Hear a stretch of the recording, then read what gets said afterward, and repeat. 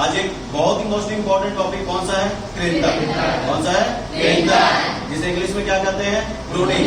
क्या बोलते हैं? प्रूनिंग। आइए देखते हैं प्रूनिंग के बारे में। सबसे पहले डेफिनेशन की बात है, जहां पे जिस तरीके से एग्जाम में क्वेश्चन पूछा जाएगा वो सब कंटेंट है इसमें। कृंतक की डेफिनेशन की बात करेंगे तो फल वृक्षों के अवांछित शाखाओं को हटाने की प्रक्रिया, यदि इंग्लिश में बात करेंगे the removal of unwanted branches from the fruit trees, फल वृक्षों से उसके अवांछित शाखाओं को हटाने की प्रक्रिया क्या कहलाता जी? क्लियर?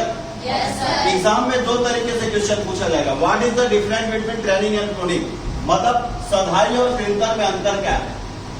तो अंतर यह है कि फल वृक्षों को निश्चित आकार देना, फल वृक्षों को निश्चित आकार देना to provide accurate shape and size of the trees is called training. और प्रूनिंग की बात क्या है? फल वृक्षों से अवांछित शाखाओं को हटाना, the removal of unwanted branches from the fruit trees is called pruning, या क्या कहलाते हैं हिंदी में? सधाई की जो प्रक्रिया है, ट्रेनिंग का जो प्रोसेस है, तो ट्रेनिंग अपनाया जाता है फलन के पहले, बिफोर फ्रूटिंग। बट कृंतन की बात करेंगे तो कृंतन की प्रक्रिया अपनाया जाता है फलन के बाद। Very most important, triple star. कृंतन की प्रक्रिया का जो मेन ऑब्जेक्टिव होता है, मेन ऑब्जेक्टिव होता है फ्रूट प्रोडक्शन, फल उत्पादन के साथ साथ गुणवत्ता युक्त फल प्राप्त करना। मैंने बताया भी था कि ट्रेनिंग की बात करेंगे तो सधाई का जो मुख्य उद्देश्य होता है फल देने वाले शाखाओं की संख्या में वृद्धि करना, मतलब to increase fruit bearing vegetative part of the fruit trees, it means fruit production. फल उत्पादन को बढ़ाना मुख्य उद्देश्य होता है किसका? सधाई का। जबकि फल उत्पादन के साथ साथ गुणवत्ता युक्त फल प्राप्त करना उद्देश्य होता है किसका? क्लियर हुआ?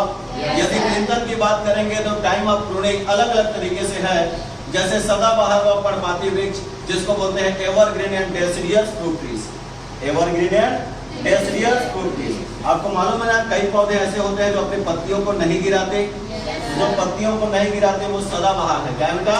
सदाबहार। और जो पत्तियों को गिरा देता है वो कौन सा है? पर्णपाती। पर्णपाती इंग्लिश में डेसिडियस कहते हैं। क्या कहते हैं? डेसिडियस।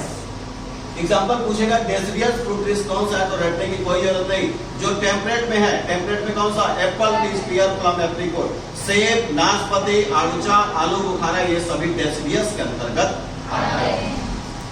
इसमें कब अपनाया जाता है बेटा? सुसुप्तावस्था। सुसुप्तावस्था को इंग्लिश में क्या कहते हैं? डोर्मेंसी स्टेज। एक वर्ष पुरानी शाखा पर, ये क्वेश्चन एग्जाम में आ चुका है कि वह कौन से फलदार पौधे हैं जिसमें एक वर्ष पुरानी शाखा पर फल लगता है? 1 year old ब्रांचेस। एक वर्ष पुरानी शाखा पर फल लगता है किसमें बेटा? आम और अमरूद में। और जिस किसी भी फल में एक वर्ष पुरानी शाखा पर फल लगता है उसमें कृंतक का समय होता है फलन के बाद। वेरी मोस्ट इंपॉर्टेंट पॉइंट, नई शाखाओं पर फल लगना। क्या चीज बेटा? नई शाखाओं पर फल लगना, मतलब fruiting occurs in new branches. तो नई शाखा पर फल किसमें लगता है? अंगूर में। और बुक में लिखा रहता है अंगूर में कृंतन इतना समय पहले कर लेना चाहिए कि नई शाखा निकलकर फल पैदा कर सके। इसका मतलब क्या है बेटा? फलन के पूर्व, अर्थात बिफोर फ्रूटिंग अंगूर में कृंतन की प्रक्रिया को अपनाना चाहिए। इसके बाद हम पढ़ेंगे methods of pruning. Methods of pruning. कृंतन की विधियों की बात करेंगे। दो विधि है बेटा, एक होता है जड़ कृंतन और दूसरा होता है क्या? फरों कृंतन। इंग्लिश में कहते हैं रूट प्रूनिंग और इसको कहते हैं क्या? Shoot pruning. जब जड़ वाले भाग को काटते हैं तो जड़ कृंतन कहते हैं और शाखाओं वाले भाग को काटते हैं तो फरों कृंतन। इसमें कोई दो राय नहीं, बहुत इजी शब्द है ये। जड़ कृंतन बहुत ही मोस्ट इंपॉर्टेंट है। देखते हैं इसमें क्या है।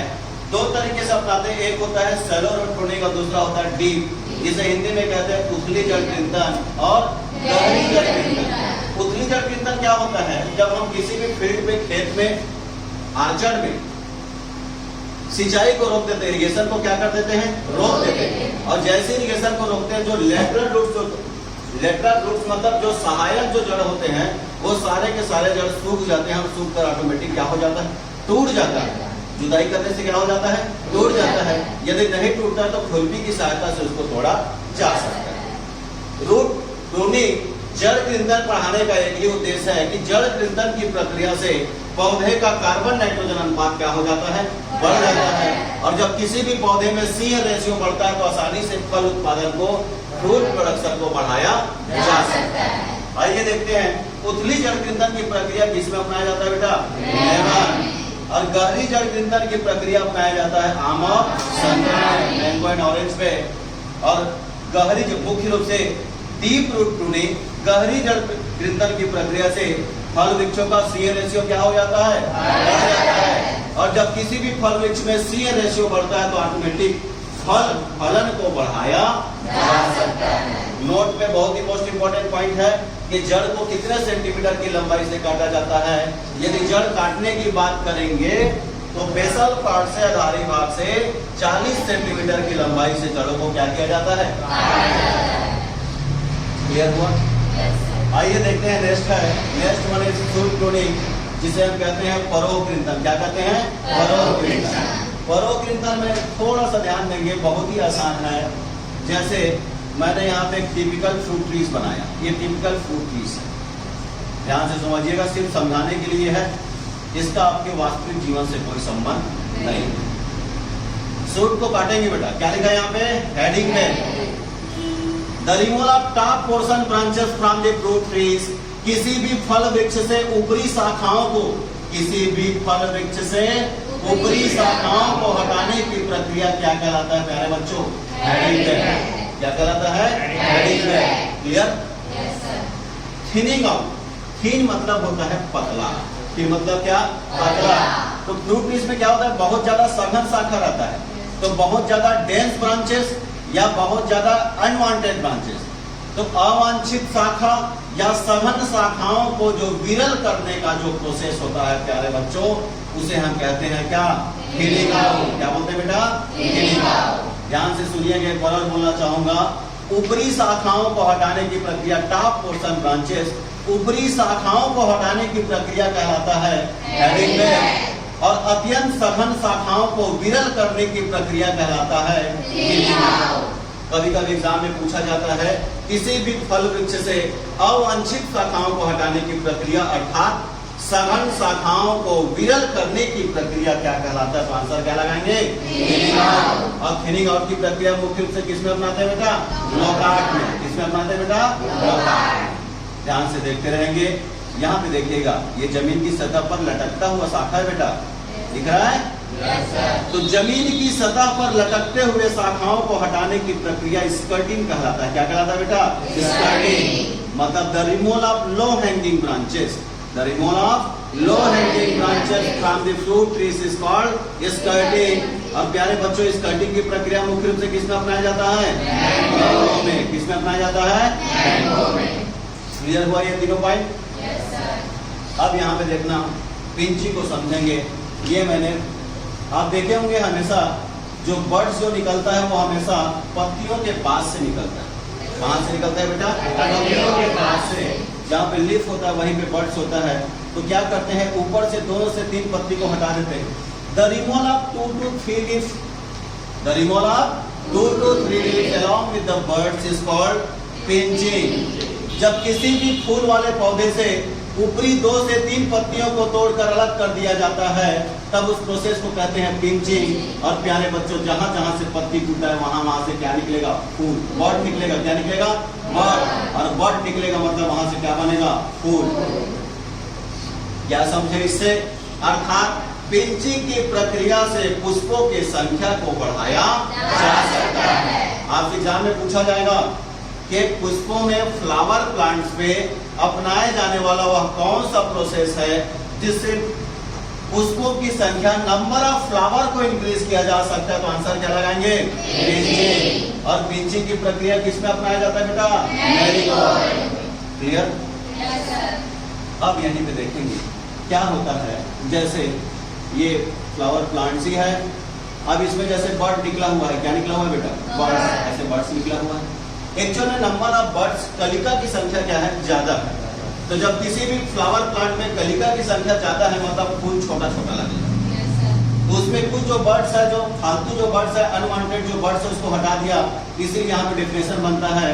तो किसी भी फूल वाले पौधे से अवांछित कलिकाओं को, डिसबडिंग, अवांछित कलिकाओं को बाहर निकालने की प्रक्रिया या हटाने की प्रक्रिया क्या कहलाता है? डिसबडिंग। इसीलिए कहते हैं the removal of unwanted birds from the flower plants is called disbudding. अब होता क्या है, मैं अवांछित कलिका को तो हटा दिया हूं, लेकिन जो कलिका रहेगा उसमें फ्लावर का जो आकार है वो क्या हो जाएगा? बढ़ जाएगा, क्योंकि पूरा न्यूट्रिएंट इस पट पे पहुंच जाएगा, अर्थात पुष्प के आकार को बढ़ाया जा सकता है। क्वेश्चन यही बनेगा कि पुष्पी पौधे में, फ्लावर प्लांट्स में पुष्पों की संख्या, पुष्प के आकार को, इंक्रीजेस फ्लावर साइज, पुष्पों के आकार को किस प्रक्रिया से बढ़ाया जा सकता है? तो आंसर लगाएंगे क्या? डिसबडिंग। और डिसबडिंग की प्रक्रिया किसमें अपनाया जाता है बेटा? सेवेंटी, जिसे इंग्लिश में क्राइसेंथेमम कहते हैं। क्या बोलते हैं बेटा? क्राइसेंथेमम। क्लियर हुआ? Yes sir. Last point triple star, very most important, D shooting. D shooting की प्रक्रिया किसमें अपनाते हैं? डी शूटिंग की प्रक्रिया किसमें अपनाते हैं? डी शूटिंग की प्रक्रिया किसमें अपनाते हैं? कार्नेशन। यदि आपसे पूछे कि डी शूटिंग होता क्या है, तो the removal of unwanted shoots from the flower plants, मतलब किसी भी पुष्प पौधे से अवांछित शूट या फरों को हटाने की प्रक्रिया डी शूटिंग कहलाता है। और ये डी शूटिंग की प्रक्रिया मुख्य रूप से कार्नेशन में अपनाया जाता है। किसमें अपनाया जाता है? Carnation. Clear? Yes sir. Okay, thank you.